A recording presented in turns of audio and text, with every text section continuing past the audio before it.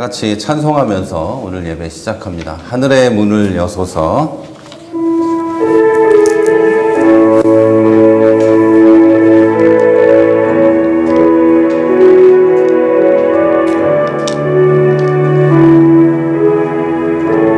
하늘의 문을 여소서. 하늘의 문을 여소서. 이곳을 주목하소서. 주를 향한 노래가 꺼지지 않으니 하늘을 열고 보소서. 이곳에 임재하소서. 주님을 기다립니다. 기도의 향기가 하늘에 닿으니 주여 임재하여 주소서. 이곳에 오셔서 이곳에 앉으소서. 이곳에서 드리는 예배를 받으소서. 주님의 이름만이 오직 주의 이름만 이곳에 있습니다. 이곳에 오셔서 이곳에 앉으소서. 이곳에서 드리는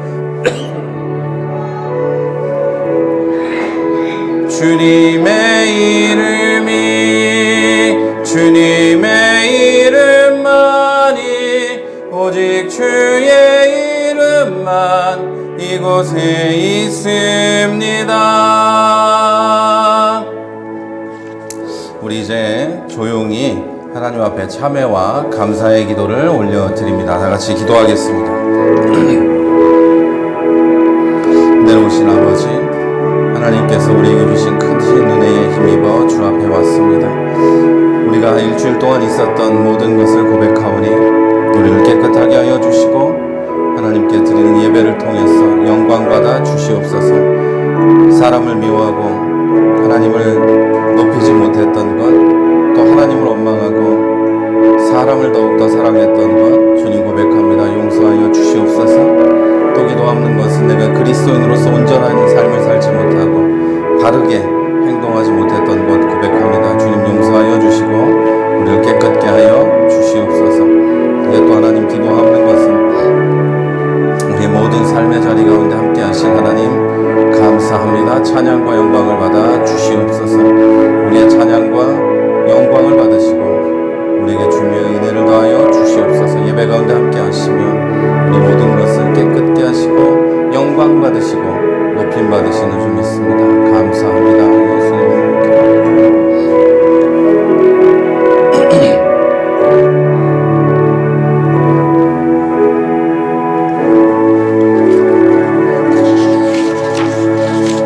우리 이제 주기도문으로 하나님께 기도합니다. 하늘에 계신 우리 아버지여, 이름이 거룩히 여김을 받으시오며 나라에 임하옵시며 뜻이 하늘에서 이룬 것 같이 땅에서도 이루어지이다. 오늘날 우리에게 일용할 양식을 주옵시고 우리가 우리에게 죄 지은 자를 사하여 준 것 같이 우리 죄를 사하여 주옵시고 우리를 시험에 들게 하지 마옵시고 다만 악에서 구하옵소서. 나라와 권세와 영광이 아버지께 영원히 있사옵나이다. 아멘. 네, 이제 우리 공동 기도의 시간입니다. 제가 앞에서 기도하고 여러분도 기도하도록 하겠습니다. 함께 기도하겠습니다. 하나님 감사합니다. 하나님께서 우리 교회를 이곳에 세워주시고 또 지금까지 지키시며 예배하게 하심을 감사합니다. 주님, 우리 교회가 예수 그리스도가 머리가 되시는 귀한 공동체가 되게 하여 주시고 그 어느 누구라도 이곳에 와서 차별 없이 사랑하고 사랑받는 귀한 교회가 되게 하여 주시옵소서. 오늘 우리가 드리는 이 예배가 어려움 가운데 드려지고 있습니다. 하나님, 이 예배가 하나님을 높이고 성령이 충만한 예배가 되게 하시고 또 하나님 우리에게 주시는 큰 은혜가 있는 귀한 시간이 되게 하여 주시옵소서. 하나님 기도하옵는 것은 우리가 드리는 수요일에 드리는 그 기도가 하나님 받으실 만한 기도가 되게 하시고 응답과 은혜가 있는 귀한 기도가 될 수 있도록 역사하여 주시옵소서.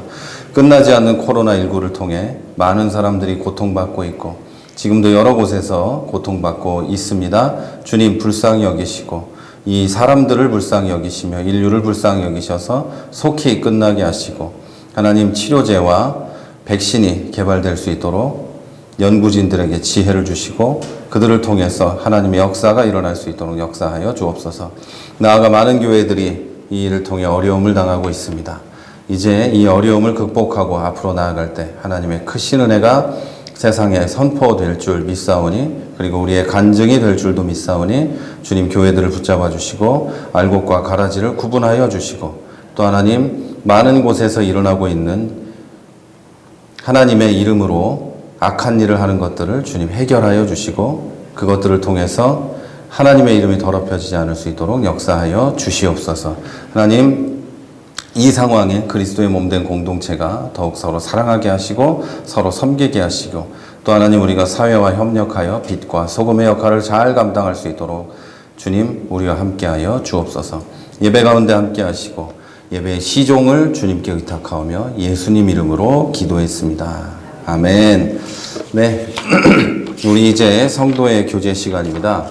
우리 조용한 목소리로 축복하면서 함께 찬송합니다. 너는 시냇가에 심은 나무라. 우리 함께 찬송하도록 하겠습니다.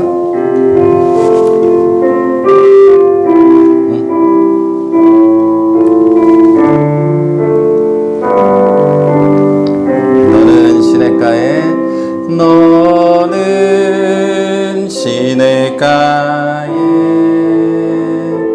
심은 나무라. 하나님의 사랑 안에 믿음 뿌리 내리고 주의 뜻대로 항상 사세요. 사랑합니다.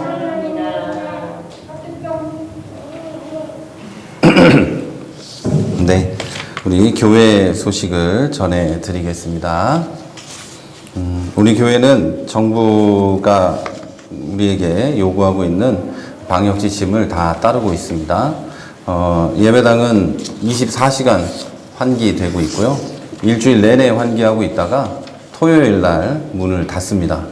그리고 말씀을 계속 드리는 대로 예배당에는 저 말고는 아무도 들어오지 않습니다. 일주일 내내 아무도 오지 않으니까 제가 또 어디 돌아다니지 않고 하니까 여러분이 우리 교회는 또 안심하고 오셔도 괜찮겠습니다.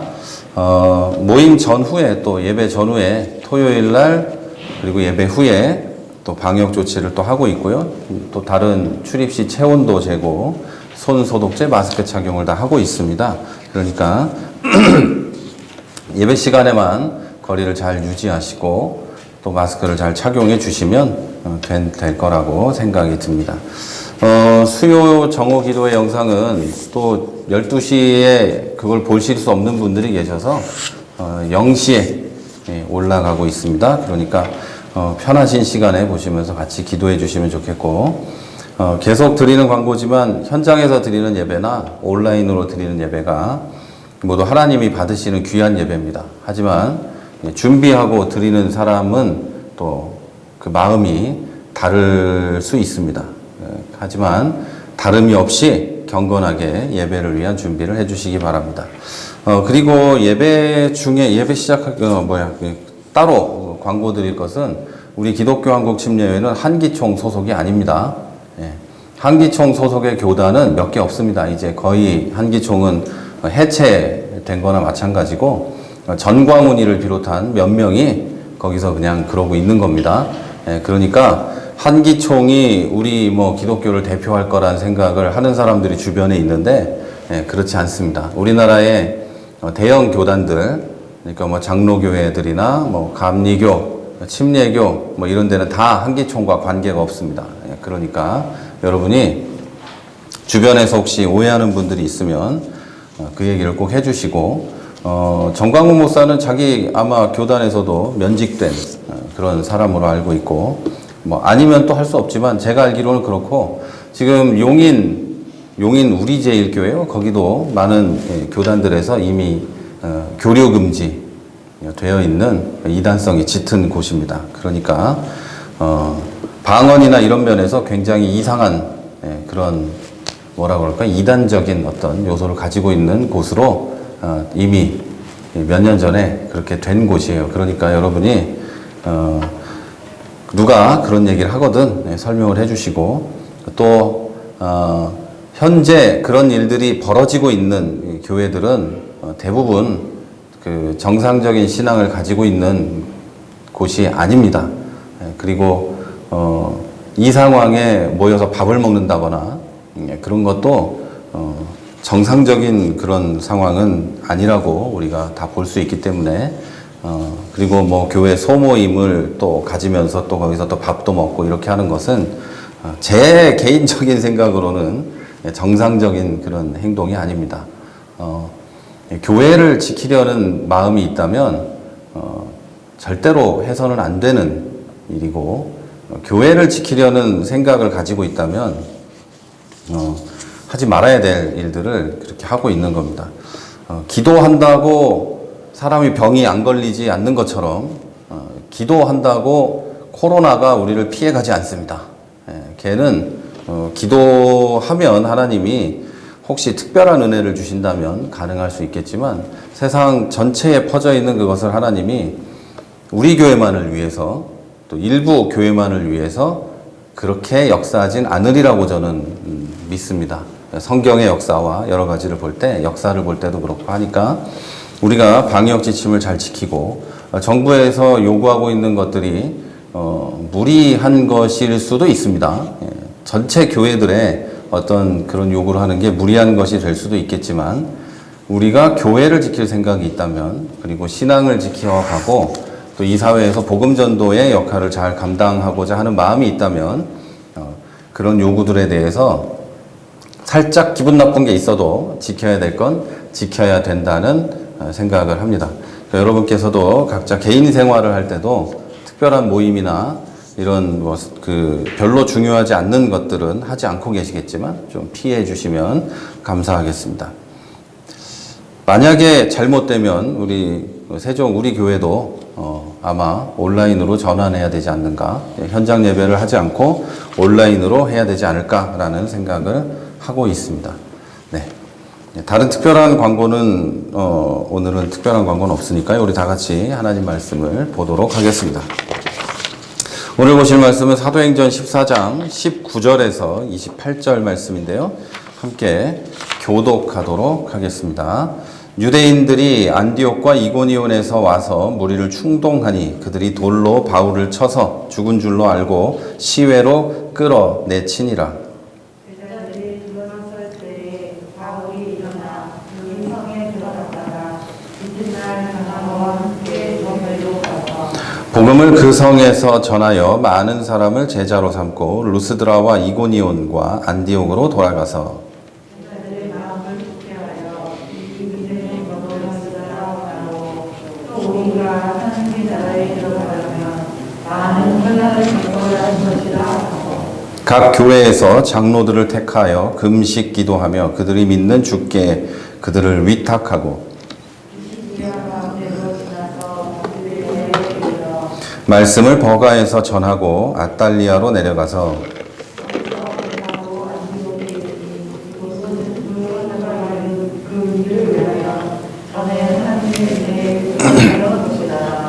그들이 이르러 교회를 모아 하나님이 함께 행하신 모든 일과 이방인들에게 믿음의 문을 여신 것을 보고하고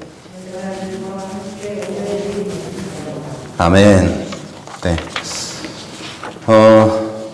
오늘 본문은 걷지 못하던 사람이 걷는 것을 본 사람들이 바울과 바나바에게 제사를 드리려는 것을 두 사람이 이제 겨우 말리죠. 겨우 말리고 난 뒤에 일어난 사건의 기록입니다. 자, 본문이 시작되는 19절에는 안디옥과 이고니온에서 온 유대인들이 무리를 충동하고, 그러니까 뭐 요즘 말로 하면 선동하고 충동질하고 해가지고 그들이 바울을 돌로 쳐서 죽은 줄 알고 시외로 끌어내어 내쳤다는 사실이 기록되어 있습니다. 사람을 돌로 때려 죽이는 흉악한 범죄가 일어났다는 기록입니다. 불과 얼마 전까지 바울과 바나바를 신적 숭배의 대상으로 섬기던 사람들이 갑자기 바울을 돌로 쳐서 죽인 겁니다.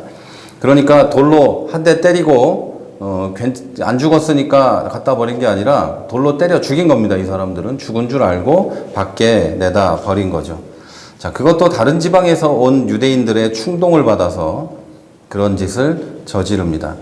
그 이유는 지난주에도 말씀드린 대로 자기들의 숭배를 받아주고 그 대가로 소원을 들어주기를 바랐지만 바울과 바나바가 그것을 거부했기 때문입니다. 이렇게 돌에 맞아서 죽은 것만 같았던 바울은 20절에 보니까 기적적으로 일어나 다시 그 성으로 들어갔고, 다음날 더베로 가는데, 여기는 그 루스드라에서 남동쪽으로 약 96km 떨어진 곳입니다. 그야말로 기적 아닙니까? 어제 돌에 맞아 죽은 것 같았던 사람이 그 다음에 루스드라에서 남동쪽으로 96km 떨어진 곳으로 가게 된다는 거죠. 자, 그런데 여러분, 이 19절과 20절 사이에서 제가 성경을 읽고 묵상하면서 또 한편으로는 지난 몇 년 동안 사도행전 설교를 준비하면서 크게 놀랐던 그런 사실과 일치하는 부분이 있었습니다. 다시 말씀드리면 19절하고 20절 사이에 제가 생각하기에는 뭔가 있어야 하는데 그게 없어요. 그게 없어요. 그리고 그게 없다는 점이 굉장히 놀랍다는 이야기입니다. 그래서 오늘은 그 말씀을 드리려고 합니다. 그게 바로 오늘 본문에 나온 이 바울, 바나바가, 그리고 전체적으로 성경에 기록된 사도들이 아주 쿨하다는 겁니다. 멋지다는 거. 그리고 이렇게 쿨하다는 뜻이 뭔지 아시죠? 말이 좋아서 그들이 쿨하다 이런 거지, 어떻게 보면 좀 정상적인 사람들로 보이지 않습니다. 약간 좀 좋지 않은 말이지만 약간 뭔가에 맛이 간 사람들처럼 보입니다. 정상적인 사람은 이렇게 행동하지 않거든요. 왜냐하면 19절과 20절 사이에 사람이라면 가져야 하는 원망이나 미움이나 한탄이 없어요. 그게 있어야 합니다. 나를 사지에 보낸 하나님에 대한 원망, 나를 죽이려고 했던 자들에 대한 미움, 내가 왜 이렇게 됐는지에 대한 신세 한탄이 없다는 거예요. 사도 바울 같으면 굉장히 잘 나갈 수 있는 사람이었잖아요. 그런데 그 사람이 하나님의 부르심을 받고 사도가 되어서 복음을 전합니다. 그런데 가는 곳마다 사람들이 미워하고 심지어 이제는 돌에 맞아서 죽을 지경까지 가게 됐습니다. 그런데 사실 여기서는 괜찮았어요. 어제까지는 나를 헤르메스다 뭐다 하면서 숭배하려는 자들이었는데 그들이 나를 이제는 때려 죽이려고 했단 말이에요. 죽였단 말이에요, 사실은. 그런데 그들에 대한 원망이 있어야 하는데 그들도 원망하지 않았고, 미움도 없었고, 하나님에 대한 어떤 원망도 없었고, 그들에 대한 미움도 없었고, 또 내가 왜 이렇게 됐는지, 내가 아주 괜찮은 사람이었는데 내가 어쩌다가 여기까지 왔는지에 대한 그런 신세 한탄도 없었다는 거예요. 내가 어쩌다가 예수 잘못 믿어가지고 이렇게, 내가 어쩌다가 이렇게 이 사도가 돼가지고 이렇게 왜 이런 꼴을 당하고 있나, 이런 것도 사도 바울에게 없었다는 겁니다. 마치 예수님께서 십자가를 지실 때와 비슷합니다. 예수님이 십자가를 지실 때 내가 하나님이고 내가 하나님 아들인데 괜히 여기까지 내려와가지고 내가 이 꼴을 당하는구나, 이런 거라든가 그런 게 하나도 없었다는 거예요. 그런데 여러분, 왜 없었을까요? 우리는 전부 이러거든요. 전부 다 이래요. 어려움만 조금만 있으면 내가 괜히 어쩌다 이렇게 돼가지고 다 이러거든요. 그런데 없어요, 이 사람들은. 왜 그랬을까? 그 이유는 20절부터 읽어 내려가면 정확히 알 수 있습니다. 돌에 맞아 죽을 뻔했다가 살아난 바울은 자기를 돌로 친 사람들이 있는 동네로 곧장 들어갑니다. 거기서 다음날 바나바와 함께 더베로 가서 복음을 전합니다. 21절에서는 루스드라로 갔다가 루스드라 사람들을 충동질한 사람들이 사는 이고니온과 안디옥으로 돌아가서 제자들의 마음을 굳게 하여 이 믿음에 머물러 있으라 라고 권면하기까지 합니다. 또 23절에서는 각 교회의 장로를 세우고 금식 기도하면서 주님께 그들을 맡기게 됩니다. 자, 사도 바울은 자기와 같은 고난을 받고 있을 사람들 또는 그 고난을 두려워하며 떨고 있을 그리스도의 제자들에게 힘을 주기 위해서 어떤 일이 있을지도 모르는 사지로 되돌아갑니다. 오늘도 본문에 도망친 게 아니고 복음 전하러 다른 데로 갔다가 조금 전에 말씀드린 대로 다시 그곳으로 돌아가는 걸 볼 수 있습니다. 그리고 그 위로와 권면의 과정에서 사도 바울은 그들에게 아주 결정적인 말을 해요.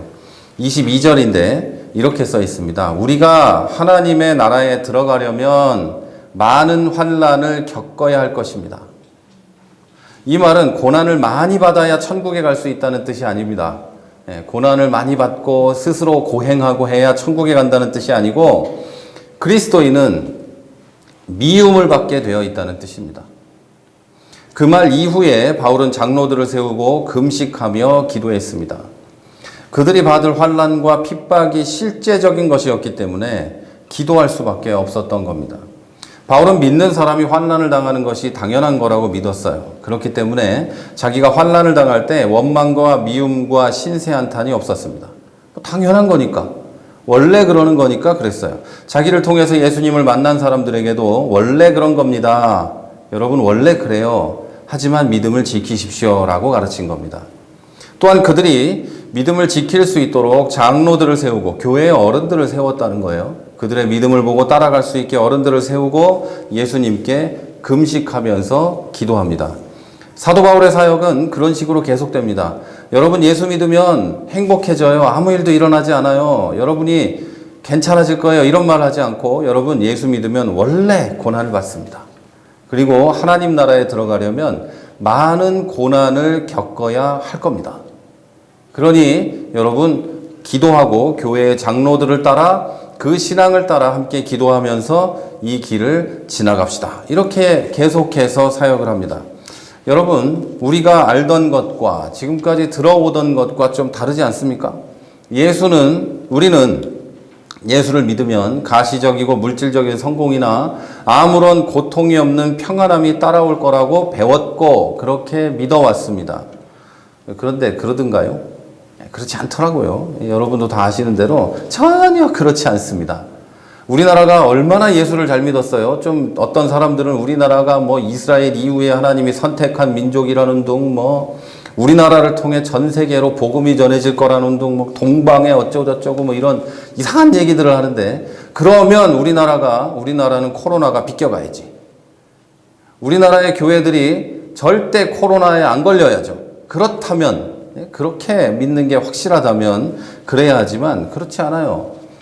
지금도 여러분 아시겠지만 여러 곳에서 교회가 시작한 건 아니지만 교회들에서 그런 일들이 일어나고 있습니다. 놀다가 그랬나요? 예배드리다가, 기도하다가, 목장 모임 하다가, 그러다가 걸린 거예요. 그러다가.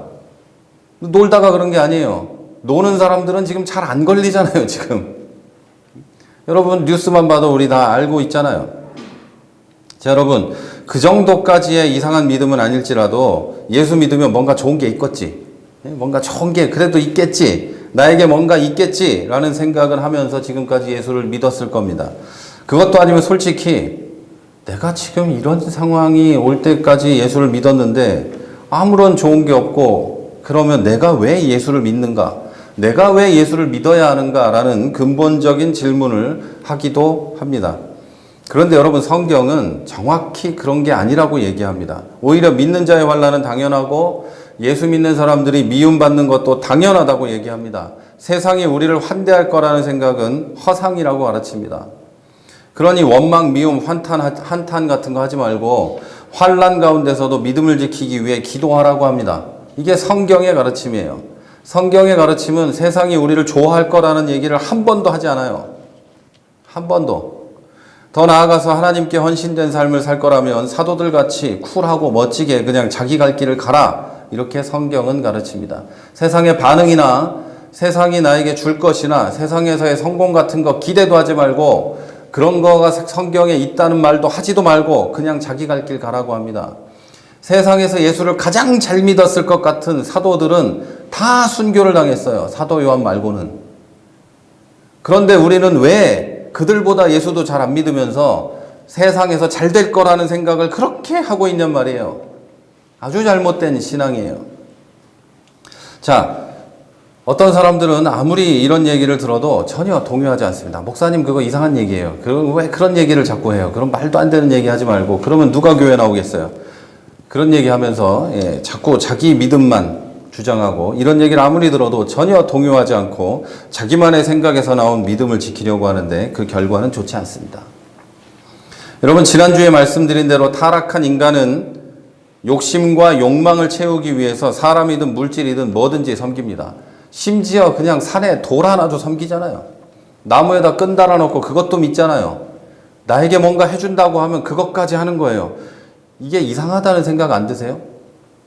사람은 그런 짓을 한다니까요. 이게 사람이에요. 사람만 그래요.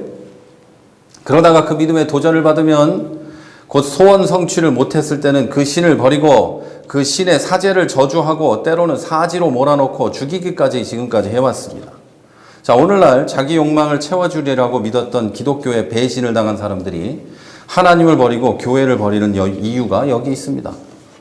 자기 욕심을 채워줄 줄 알았더니 안 채워주거든요. 교회 가도. 아무리 생각해도 교회 가면 돈만 내야 되는 것 같거든요. 아무리 생각해도 나는 그대로인데 교회는 점점 커지는 것 같고 뭔가 손해보는 것 같거든요. 그러니까 교회를 저주하고 하나님을 버리고 교회의 목사들을 저주하고 자기를 교회에 데리고 갔던 사람들을 미워하고 그런 짓을 하게 되는 거죠.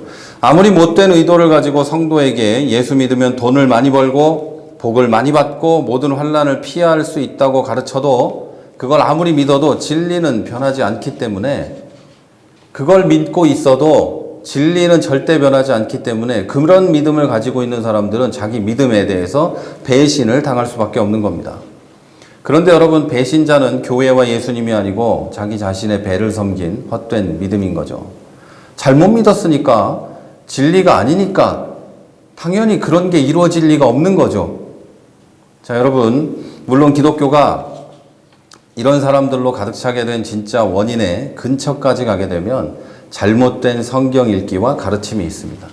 자, 우리는 사도행전을 배울 때 성령이 임하신 즉시 예루살렘의 모든 사람들이 변화되고 기독교인들을 칭송했던 것처럼 배웠습니다. 그렇게 읽히죠, 성경을 읽을 때. 그런데 또 하나님의 역사하심으로 복음이 잘 전파되었다고 읽히고 그렇게 배웠습니다. 가끔 방해도 있었지만 하나님께서 감옥에 갇혔던 사도들도 다 풀어주시고 죽음의 위기에서도 구해주셨고 갖은 병이 다 나았다고도 성경을 읽으면 기록되어 있고 그렇게 배웁니다.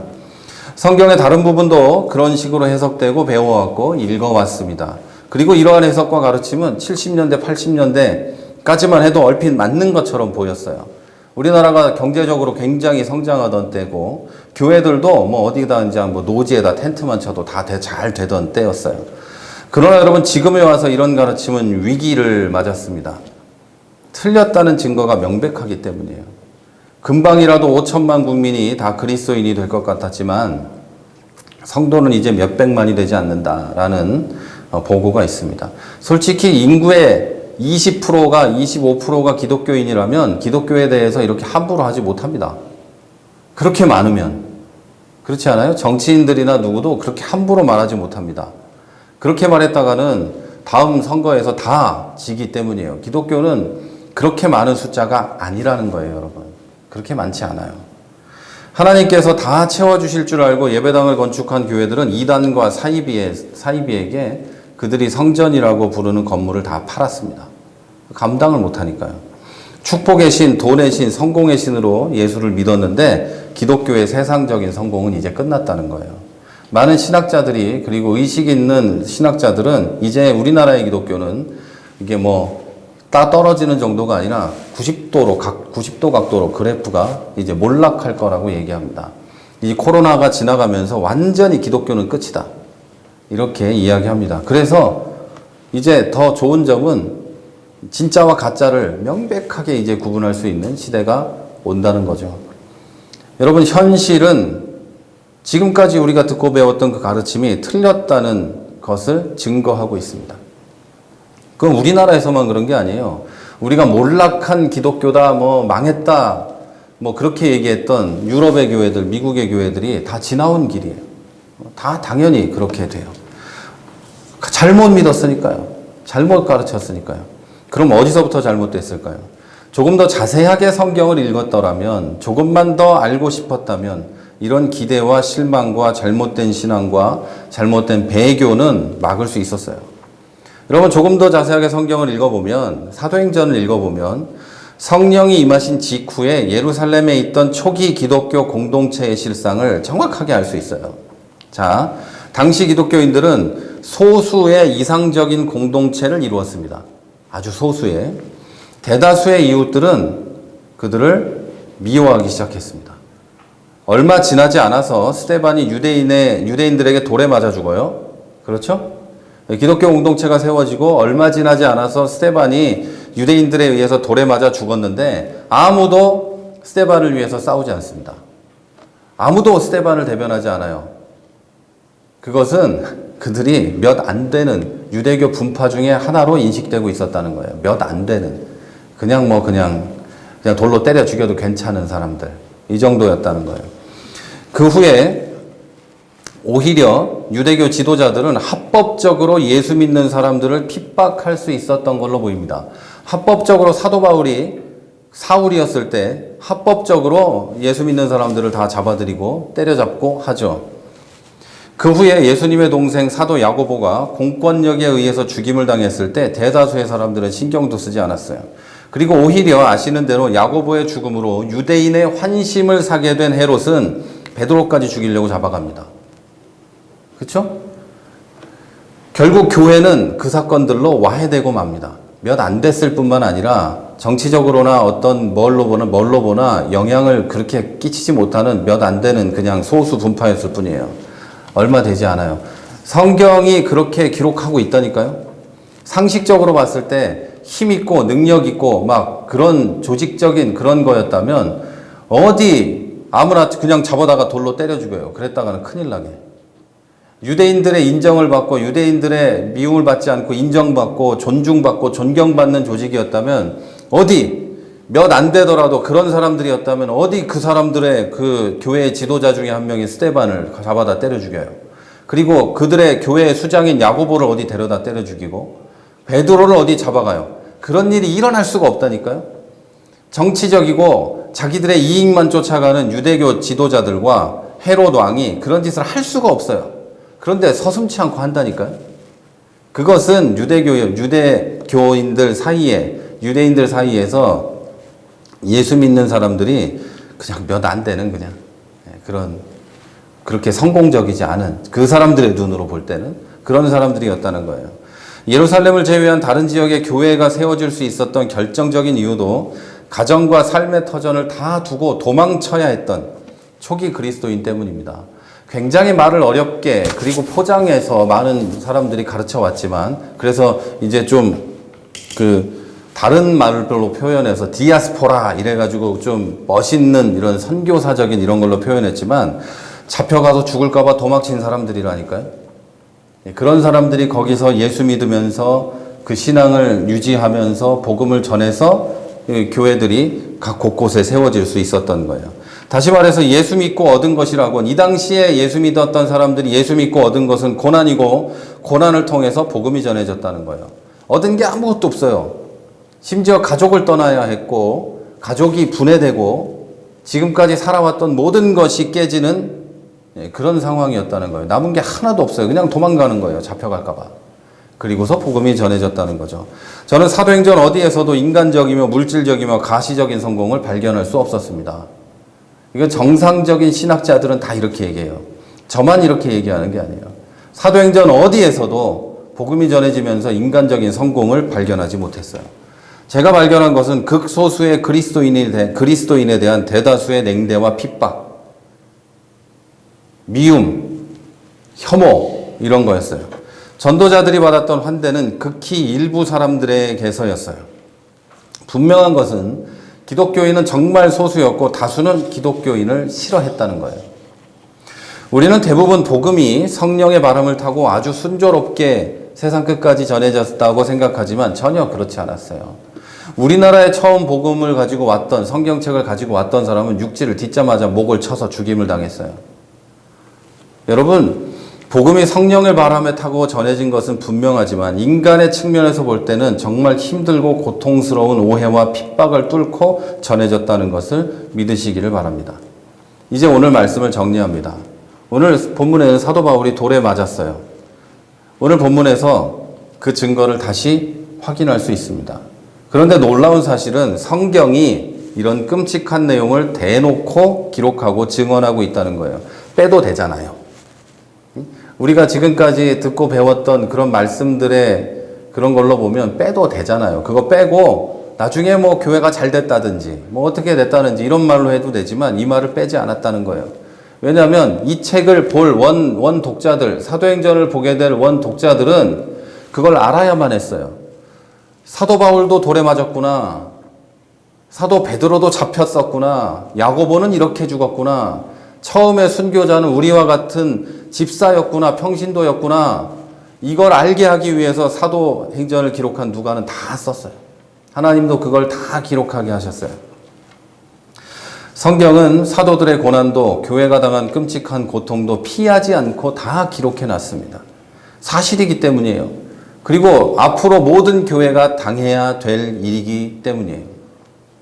사도 바울이 이미 왔던 길을 되돌아가면서 위로와 권면을 하고 장로를 세운 이유도 같습니다. 당신들이 이런 일을 당할 겁니다. 내 몸의 상처를 보세요. 내 몸에 있는 예수의 흔적을 보세요. 이렇게 될 겁니다. 그러니 우리 금식하면서 기도합시다. 교회 어른들인 우리가 어린 사람들을 위해 인도해 갑시다. 믿음을 지키게 합시다. 천국이 우리의 것입니다. 이걸 가르치기 위해서 사도 바울은 다시 그 길을 돌아갔던 겁니다. 교회 성도가 고난을 당할 것은 사실이에요. 사실이기 때문에 우린 인정하고 준비해야 합니다. 옛날에도 그랬고 앞으로도 그럴 것이고 교회는 항상 그렇게 당해왔습니다.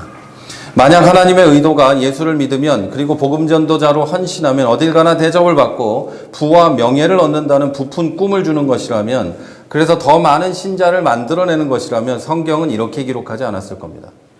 그래서 성경을 교회에서 읽지 않고 신앙서적을 권하고 이걸 읽으세요. 간증하는 사람들 데려다가 시키고 이런 거 하는 겁니다. 자, 여러분, 이런 방식으로 기록된 책들은 기독교 믿음과 상관없는 사이비 종교나 이단 종교에 가면 쉽게 찾을 수 있어요. 우리에게 오면 잘 될 거야. 이런 거. 사랑하는 여러분, 예수 그리스도를 믿고 따름으로 받는 은혜와 사랑은 물론 놀랍고 큽니다. 그걸 경험한 사람은 어떤 일이 있어도 하나님의 일을 떠날 수 없죠. 그러나 성경은 믿는 자가 세상에서 누릴 복에 대한 것보다 당연히 받게 될 오해와 핍박에 대해 더 자세하게 말씀하고 있습니다. 심지어 로마 시대에는 예수 믿는 사람들이 성만찬을 하잖아요. 성찬식을 하니까 밖에서 그것을 보고 그 얘기를 듣고 예수의 뭐 살과 피를 먹는다고 하니까, 아, 저것들이 사람을 잡아가지고 그 사람 살과 피를 먹는구나, 이런 소문을 냈어요. 사람들은. 기독교인들에 대한 악의적인 소문과 이런 것들이 얼마나 많이 있습니까? 교회에는 세금도 안 낸다는 둥. 목사들 다 세금 내죠. 비영리 단체는 다 세금 안 내잖아요. 교회도 역시 마찬가지예요. 그건 마찬가지고 목사님들 다 세금 냅니다.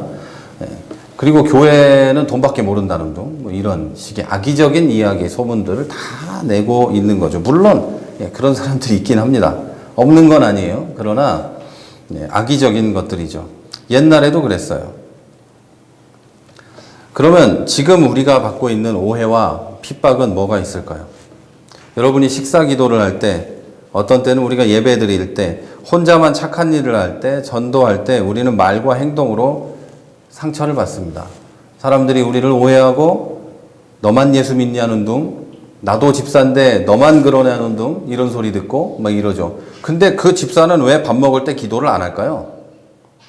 희한한 거지. 너만 예수 믿냐? 이러고. 지는 안 하면서. 네. 제가 드릴 수 있는, 지나갔네요. 자, 이렇다는 것은 우리가 그리스도인이 해야 될 가장 기본적인 것을 행할 때 오해와 핍박을 받는다는 것이 사실이라는 증거입니다. 우리가 예배를 드리는데, 이제는 예배 드리는 것이 보통 사람들의 인식으로는 우리가 지금 예배를 드리고 있는 것이 밖에 나가서 술집에 앉아서 술 먹는 거랑 비슷한 거라고 생각합니다. 그냥 자기 욕심을 위해서 그냥 그러고 앉아 있는 거라고 이제는 생각하는 사람들이 많이 있습니다. 특별히 코로나 사태를 지나가면서 그렇다는 거죠. 그리고 그러니까 우리가 기도할 때도 그런 오해를 받고 뭐만 해도 다 그런 오해를 받게 되는 거죠. 우리가 전도하는 것은 그 사람의 영혼을 위해 전도하는 건데 그 어떤 사람들은 교회에다 데려다 놓고 돈 뜯어가려는 거구나 이런 오해를 하기도 합니다. 그리스도인에게 이런 오해와 핍박은 피할 수 없는 겁니다. 원래 그런 겁니다.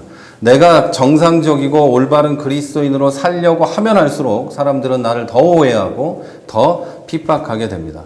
그런데 제가 성경을 통해서 여러분에게 드릴 수 있는 가장 분명한 말씀은 믿지 않는 사람들은 진짜 그리스도인을 놀라워하는데 싫어한다는 겁니다.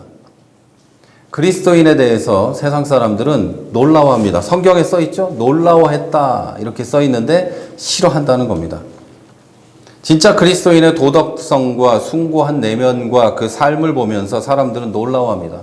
어떻게 저럴 수 있을까라면서 놀라워하지만 싫어합니다. 미워합니다. 우리를 통해 자기들의 부족함이 드러나기 때문에 철저하게 미워하고 철저하게 배제하려고 합니다. 그래서 우리는 세상의 빛입니다. 세상의 빛이라는 것은 어둠에 가면 어둠이 사라지고 그 어둠 속에 감춰져 있던 모든 것이 드러나게 되는 겁니다. 우리가 가는 곳에 어두운 것들이 우리 빛 가운데 드러나기 때문에 사람들은 우리가 오는 걸 싫어하고 우리를 미워하게 돼 있는 겁니다. 여러분이 그리스도인으로 사는 한 사람들은 앞으로도 계속해서 여러분에 대해 놀라워하지만 미워하게 될 겁니다. 속된 말로 재수없어 할 겁니다. 여러분을 사람들이 재수없어 하지 않는다면 여러분의 문제가 있는 거예요. 여러분이 신앙생활에 약간 내가 저 사람들이 미워할 만하지 않구나 이런 거죠. 원망, 미움, 한탄하지 말고 그들에게 가십시오. 그들은 하나님이 사랑하는 구원받아야 될 사람들입니다. 그리고 복음을 말하고 여러분의 삶을 보여주십시오. 우리를 미워해도 그들은 우리가 사랑하도록 보내주신 사람들이라는 걸 잊지 마십시오. 그리고 여러분도 사도들처럼 쿨하게 그냥 그리스도인의 길을 가시기를 바랍니다. 자, 그러다가 힘들 때 교회에서 서로 의지하고 형제자매와 함께 기도하고 하면 됩니다. 우리가 어디를 의지하겠어요? 당연한 미움과 그런 일을 하기 위해서 세워진 공동체가 교회고 작게는 목장일 것이고 더 작게는 가정입니다. 당연한 미움과 환난을 받아들이고 꿋꿋하게 여러분의 길을 가시면서 함께 기도함으로 서로의 위로가 되시기를 바랍니다.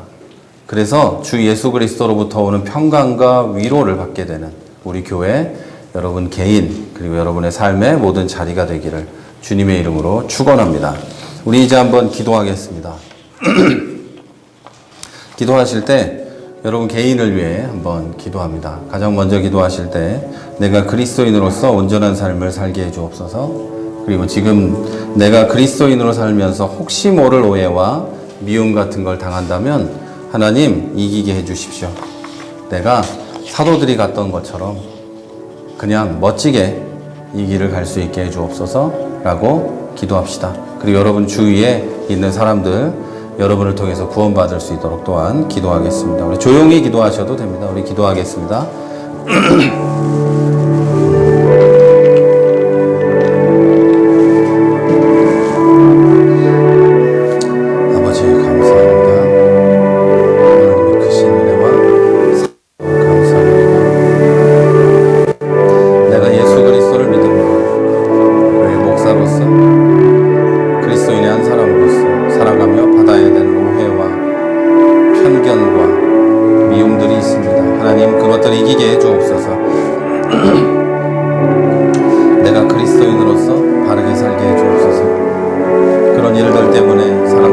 미워하고 하지 않게 해주옵소서.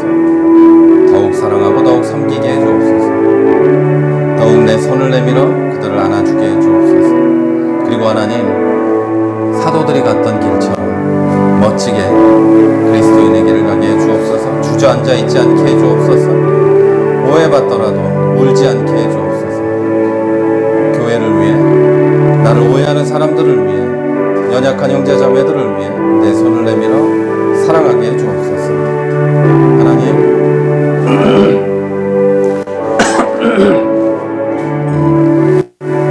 그런 믿음 갖게 해주시고 믿음으로 앞으로 나아갈 수 있도록 역사해 주시옵소서.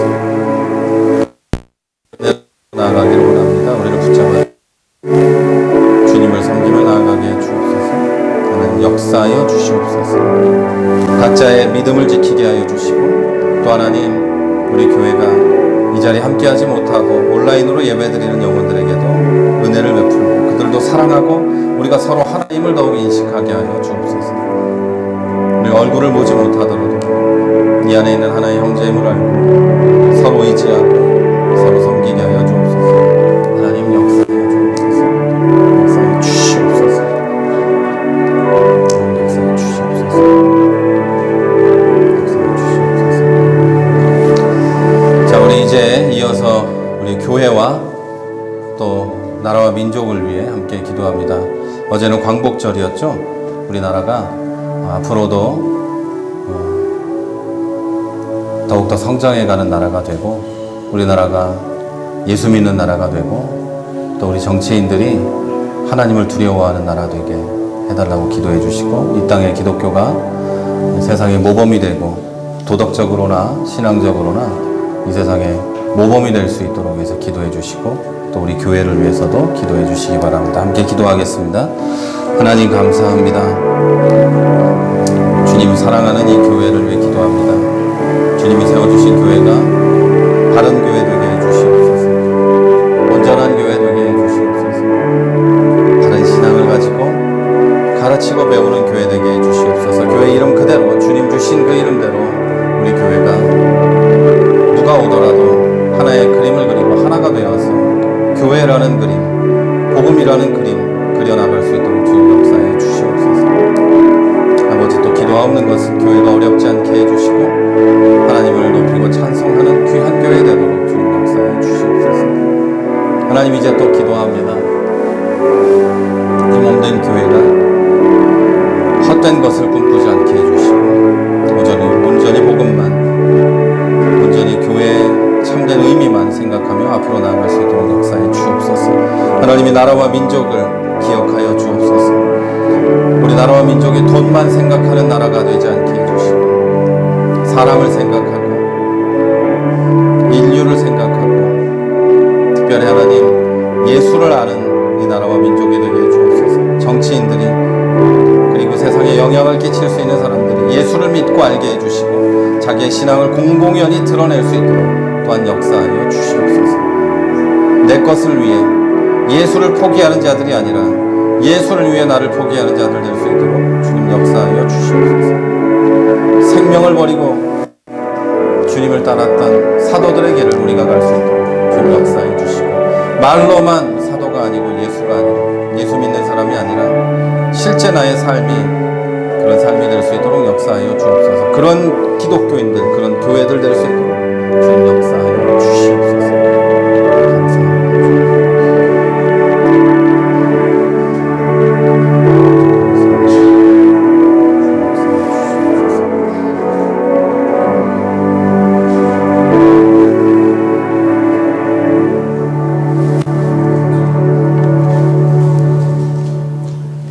사랑하는 하나님, 우리를 사랑하시는 하나님, 감사합니다. 오늘도 주님의 크신 은혜를 입어 함께 예배를 드렸습니다.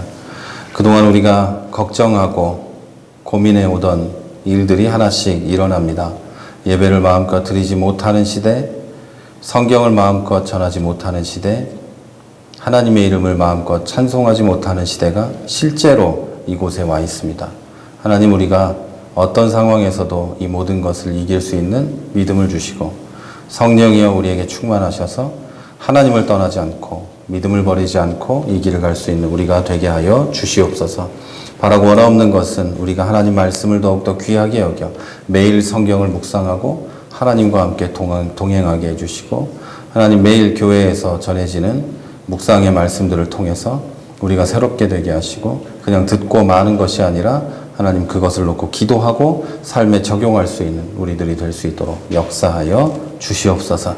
이제 하나님 또 기도하옵는 것은 오늘 예배를 통해 말씀이 전해졌습니다. 하나님, 우리가 어떤 어려움이 있을지라도 사도들과 같이 멋지게 그리스도인의 길을 가게 해 주옵소서. 나를 오해하는 사람들, 교회를 미워하는 사람들을 놓고 실망하지 않게 해주시고, 넘어지지 않게 해주시고, 또한 그들을 미워하지 않게 해주시고, 그리스도의 사랑을 가지고 이 길을 갈 수 있는 우리가 되게 하여 주시옵소서. 조금이라도 믿음이 강한 내가 연약한 사람들을 위해 기도하게 해주시고, 그들을 미워하거나 또는 비웃지 않게 해주시고, 하나님 함께 이 길을 갈 수 있는 그리스도인들 될 수 있도록 역사하여 주시옵소서. 바라고 원하옵는 것은 이 교회가 이곳에 세워졌사오니 하나님, 우리 교회 사랑이 넘치는 교회 되게 해주시고, 그 누가 와도 서로 사랑하는 교회 될 수 있도록 또한 역사해 주시고, 하나님 기도하옵는 것은 이곳에 많은 사람이 채워지는 것보다 그리스도를 아는 사람들이 하나씩 늘어가게 하시고, 구원받는 영혼이 하나씩 늘어갈 수 있도록 주님 역사하여 주시옵소서. 바르게 가르치고 바르게 배우는 교회 되게 하시고, 하나님의 이름을 높이는 교회 될 수 있도록 주님 역사하여 주시옵소서. 이제 하나님, 오늘도 주님 앞에 오면서 각양의 예물을 드렸습니다. 예물이 쓰여지는 곳에 복음이 전해지게 하시고, 우리가 부족하여서 고민하지 않을 수 있도록 역사하여 주옵소서. 또한 드린 성도들에게 하나님 크신 은혜 주셔서 더욱 많은 것으로 많은 사람들에게 사랑을 베풀며 살 수 있도록 주님 충만하게 하여 주옵소서. 오늘도 이곳에 오지 못한 영혼들 어디에 있든지 이곳을 기억하게 하시고, 온라인으로 예배드린 주님의 성도들에게도 우리와 동일한 은혜, 특별한 은혜 부어 주시옵소서. 오늘도 돌아가는 길 함께 하시고, 더위에 고통받지 않게 하시고, 질병에 고통받지 않게 해주시고, 우리가 멀리 떨어져 있는데 급한 소식이 우리에게 오고 가지 않을 수 있도록 주님 붙잡아 보호하여 주시옵소서. 지금은 우리 주 예수 그리스도의 은혜와 하나님 아버지의 무한하신 사랑하심과 성령의 교통하심이 이제 묵묵하고 멋지게 그리스도인의 길을 가기 원하는 주의 성도들 머리 위에, 이 교회 위에, 우리의 모든 삶의 자리 위에 이제로부터 영원까지 함께 하시기를 간절히 축원하옵나이다. 아멘.